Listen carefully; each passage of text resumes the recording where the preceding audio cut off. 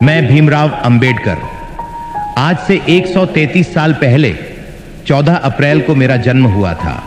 कुछ ही दिन बाद मेरा जन्मदिन आ रहा है। मैंने इस देश के लिए, यहाँ के दलित एवं पिछड़े समाज के लिए क्या किया, उसका मुझे जिक्र करने की जरूरत नहीं है। पर एक बात से मेरा दिल दुखता है और वो मुझे आज कहना है। आपको यह वादा करना है कि आने वाले 14 अप्रैल से पहले जो मैं आपको कहूं उसका आप खुद पता करें। आजकल इंटरनेट पर गूगल सर्च करने से सब मिलता है। मेरे बारे में तो इंटरनेट भरा पड़ा है। बस आपको अपने मोबाइल फोन में गूगल सर्च करना है। मेरा जन्मदिन आने से पहले मैं जो आपको बता रहा हूं उसकी हकीकत का खुद पता लगाएं। पहली बात, जब पूरे देश के सब बड़े लोग कांग्रेस पार्टी में होना अभिमान की बात मानते थे, तब भी मैं कांग्रेस पार्टी में नहीं रहा। दूसरी बात, मुझे आजाद भारत का पहला कानून मंत्री कांग्रेस में ना होते हुए भी इसलिए बनाया गया क्योंकि वो मेरी काबिलियत थी, क्योंकि उस टाइम देश का संविधान और दूसरे बहुत से कानून बन रहे थे।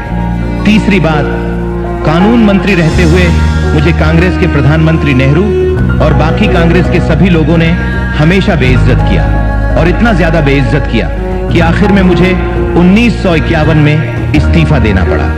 इस्तीफा देते समय मैंने इस्तीफा लेटर में सब डिटेल में लिखा कि मुझे कैसे कैसे बेइज्जत किया गया। उस लेटर के महत्वपूर्ण बिंदु ये हैं।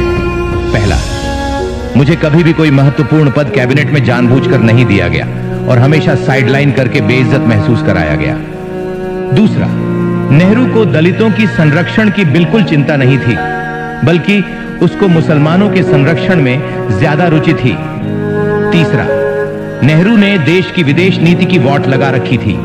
एक भी देश भारत के साथ नहीं खड़ा था, और कश्मीर के मुद्दे पर तो उसने और ज्यादा हालत खराब कर दी थी। चौथा, हिंदू कोड कानून भारत में समाज सुधार का एक बहुत बड़ा हथियार था और यह मेरे दिल के बहुत करीब था। इसको नेहरू ने कभी पास नहीं होने दिया। मैंने जितनी कोशिश की, नेहरू और कांग्रेस ने उतना ही ज्यादा रोड़ा अटकाया। इन सब बातों से परेशान और बेइज्जत होकर मुझे अंत में इस्तीफा देना पड़ा। आप इसका पता करो गूगल से। मेरा ओरिजिनल इस्तीफा लेटर कांग्रेस काल में रिकॉर्ड से गायब करवा दिया गया, परंतु आज सोशल मीडिया और इंटरनेट का जमाना है तो कुछ भी छुपाया नहीं जा सकता। इसलिए मेरे इस्तीफा लेटर की कॉपी इंटरनेट पर मिल जाती है। इसके बाद पहली बार देश में लोकसभा के चुनाव 1952 में हुए। मैं चुनाव जीतकर भारत की पहली लोकसभा में जाना चाहता था। मैंने अपनी पार्टी से मुंबई से चुनाव लड़ा।